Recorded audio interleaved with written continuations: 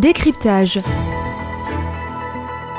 Un éclairage juridique, politique et historique de notre société, présenté par Bertrand Sergue, docteur en droit. Décryptage, l'édition politique.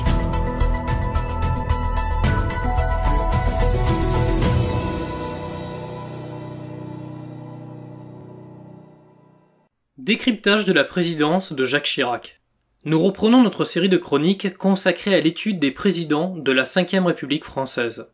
Nous nous intéressons dès à présent au 5e chef de l'État sous notre régime républicain actuel, à savoir Jacques Chirac, ayant exercé la fonction suprême de 1995 à 2007. Jacques Chirac est né le 29 novembre 1932 à Paris et décéda le 26 septembre 2019. Ses grands-parents étaient instituteurs de profession. Son grand-père fut cadre auprès d'une banque à Clermont-Ferrand, puis directeur d'une société spécialisée dans le milieu aéronautique. Jacques Chirac se maria en 1956 avec Bernadette Chaudron de Courcelles, avec qui il aura 2 filles, prénommées Laurence et Claude. Le couple Chirac sera confronté à la maladie de leur fille Laurence, l'anorexie mentale. Celle-ci refusera à de multiples reprises de s'alimenter. D'une santé très fragile, Laurence Chirac mourra le 14 avril 2016, à l'âge de 58 ans, des suites d'un malaise cardiaque. Le couple fit également le choix d'accueillir Madame Anne Dao, une jeune réfugiée vietnamienne qui décida de fuir le communisme et les persécutions de son pays. Cette dernière deviendra leur fille adoptive. Monsieur Jacques Chirac a réalisé des études au sein de l'Institut d'études politiques de Paris, l'IEP. Il a par la suite intégré l'École nationale d'administration, l'ENA. Débutant sa carrière politique en qualité de député de la République française, élu au sein du département de la Corrèze, ce dernier deviendra maire de Paris pendant 18 ans, puis ministre de l'Agriculture, de l'Intérieur, Premier ministre et enfin président de la République. Jacques Chirac aura ainsi gravi une à une les marches du pouvoir jusqu'à son élection en tant que chef de l'État le 17 mai 1995. Jacques Chirac aura marqué par sa proximité envers ses concitoyens, faisant de sa marque de fabrique les bains de foule et les poignées de main.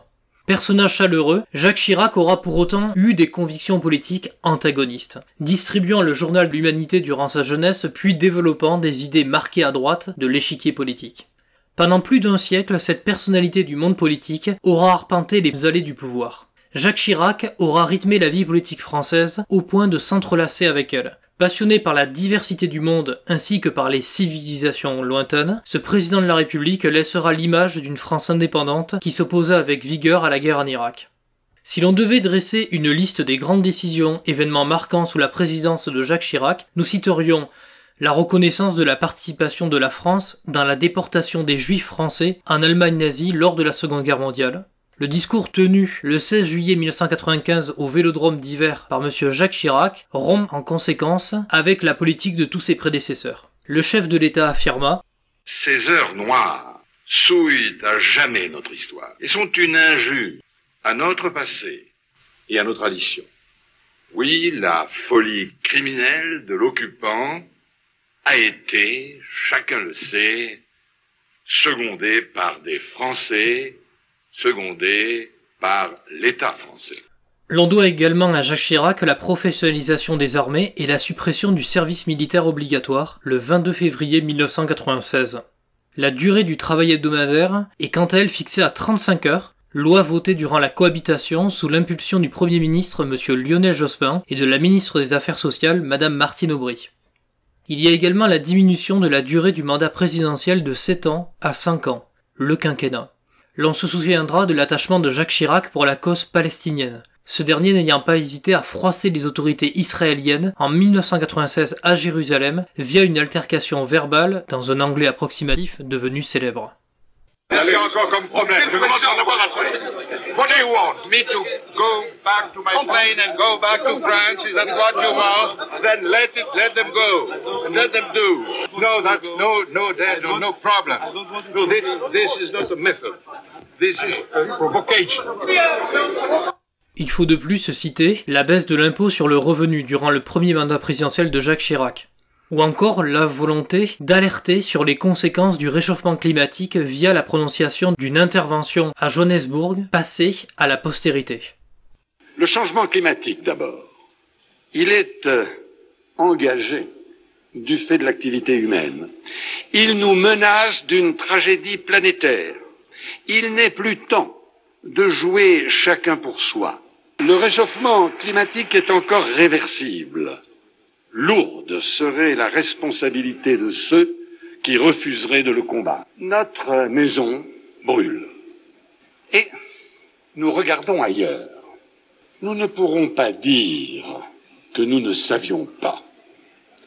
Prenons garde que le XXIe siècle ne devienne pas, pour les générations futures, celui d'un crime de l'humanité contre la vie.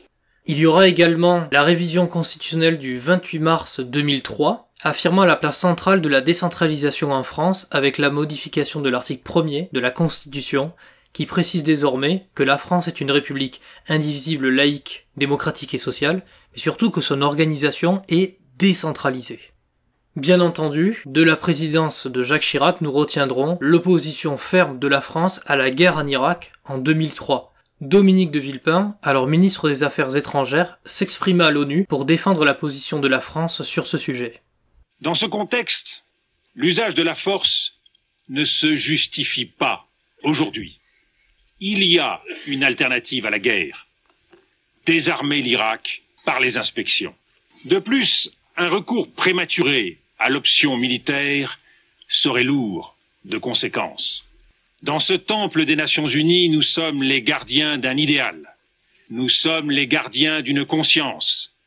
La lourde responsabilité et l'immense honneur qui sont les nôtres doivent nous conduire à donner la priorité au désarmement dans la paix. Et c'est un vieux pays, la France d'un vieux continent comme le mien, l'Europe, qui vous le dit aujourd'hui, qui a connu les guerres, l'occupation, la barbarie, un pays qui n'oublie pas et qui sait tout ce qu'il doit aux combattants de la liberté venus d'Amérique et d'ailleurs. Souvenons-nous également de l'adoption de la Charte de l'environnement le 28 février 2005, promulgation de cette dernière le 1er mars 2005. Et enfin, l'on doit à Jacques Chirac la création du Musée des Arts Premiers, inauguré en 2006 au Quai Branly.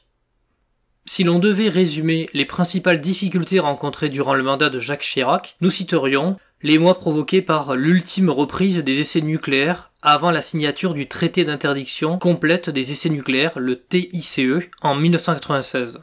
Ces essais ont notamment été effectués par la France au moment du 50e anniversaire des bombardements atomiques sur les villes d'Hiroshima et de Nagasaki.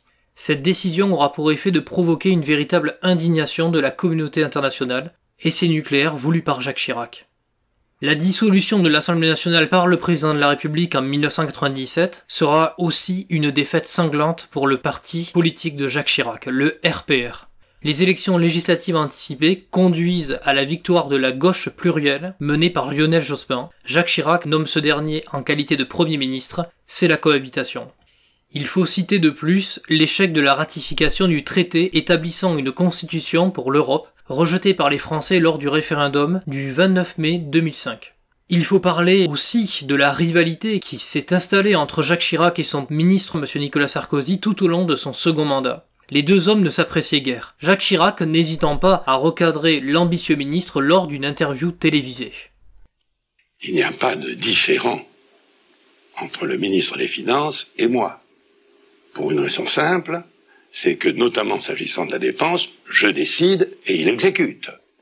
Les émeutes urbaines de 2005 suite à la mort de deux jeunes à Clichy-sous-Bois seront un événement marquant de la présidence de Jacques Chirac. L'état d'urgence sera, à cette époque-là, décrété.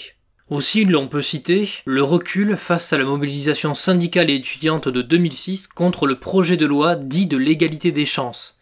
Ce dernier prévoyait notamment l'instauration du contrat première embauche, le CPE, défendu par le Premier ministre Dominique de Villepin. Le CPE ne verra jamais le jour. Jacques Chirac prendra la parole à ce sujet. Mes chers compatriotes, depuis plusieurs semaines, des interrogations, des appréhensions, des critiques se sont élevées autour du contrat première embauche. De nombreux jeunes ont exprimé leur inquiétude, leurs besoins de repères et de sécurité, mais aussi leur volonté de trouver toute leur place dans notre société. Des sentiments que beaucoup d'entre vous partagent évidemment. Je veux dire aux Français, je veux dire aux jeunes, que je mesure l'impatience de toutes celles et de tous ceux qui veulent travailler et réussir et qui n'arrivent pas à prendre pied dans l'entreprise alors qu'ils ont tant d'énergie, de projets, de talents à exprimer. Je comprends, bien sûr, aussi le refus de la précarité qui s'est fortement exprimé. J'ai voulu que le gouvernement se mobilise pour l'égalité des chances en pensant d'abord à tous les jeunes qui sont, en raison d'une formation insuffisante, en réalité privés de la possibilité d'accéder à un premier emploi et qui désespèrent de pouvoir tracer leur chemin. Jacques Chirac n'arrivera jamais à résorber le chômage important des jeunes. Nous avons donc résumé la présidence du chef de l'État Jacques Chirac. J'espère que l'histoire des 2 mandats présidentiels de ce président de la République ont suscité votre intérêt. Aujourd'hui, on rapporte une histoire abracadabrantesque. Non, justement, il ne s'agit pas d'une histoire abracadabrantesque. Nous vérifions toujours nos sources. J'aime beaucoup les pommes, je suis un mangeur de pommes. Ah ben nous sommes heureux de le savoir en tout cas. Je vous dis donc à très bientôt pour une nouvelle chronique. Prochain épisode, l'analyse de la présidence de Nicolas Sarkozy, successeur de Jacques Chirac.